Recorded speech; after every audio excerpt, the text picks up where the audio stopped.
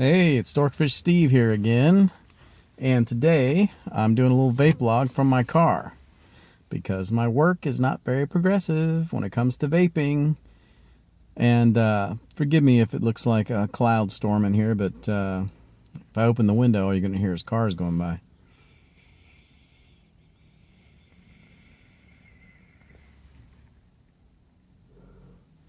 Yep, so today I want to talk about vaping in general in reference to some of the things that I've heard lately from people who think that vaping is a bad thing and terrible. There's all kinds of folks out there who think that, oh, well, you don't know if it's bad for you or not. I've done my research, people. I know what's in it, okay? I know the effects pretty much, you know. The other thing I need to make clear is that there are certain people that think that vaping should be completely obliterated because children might start vaping. I agree. I don't like children vaping. I think it's a terrible thing, and it's something that parents need to be on the lookout for. Does that mean I think they should completely eliminate vaping because of that? No.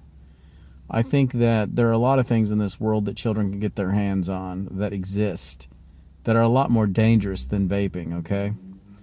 You know, I don't understand the idea of people eliminating options for adults because it could be bad for children. Well, children could get their hands on alcohol. Children could get their hands on a stick of dynamite. Children could get their hands on poison. I mean, there's a lot more things that they get their hands on. It's a matter of parenting, right?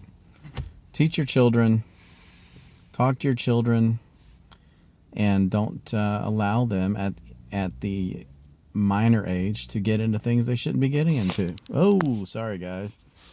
A little slippage there. That's the thing about holding your camera while you're talking. So anyway, I think one of the key things that people need to remind themselves of is that the world is filled with dangerous things. And if you're not a good parent and you just let your kids be babysitted by the Disney Channel all day long and you don't pay attention to them, they're going to get into some serious stuff. And the reason I brought this up is because I was at the mall the other day, and I was walking around, and I went to this booth, this little mall thing, you know, where it's in the middle of the mall, where you can get e-juice, and it's the only place in the mall where you can vape, right? Ugh. And I was vaping, and the guy says, I'm vaping and I'm puffing clouds, you know, and the guy walks by, is that cigarette smoke? I'm like, no, that's vape. It's water vapor with trace elements of nicotine, you know. He's like, well, I hear children are doing that. That's really bad. People shouldn't be doing that. And I'm like, yeah, okay. People shouldn't do a lot of things, you know. Anyway, there's these people, there's just ignorant people out there. There's these people that would be better off if they just didn't open their mouth because nothing but ignorance comes out. It's a little frustrating to me because these people are not educated. They see it and they don't understand it, so therefore they judge it, and they're not informed.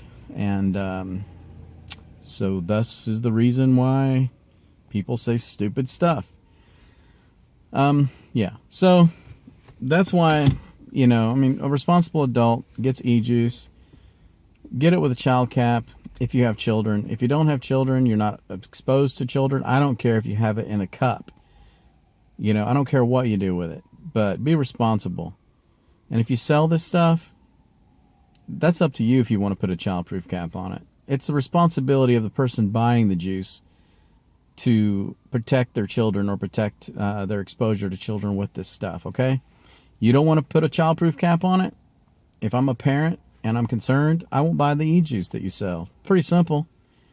But if I am a parent and you have childproof caps, of course, I'm glad you got childproof caps. It's one less thing for me to stress about, right?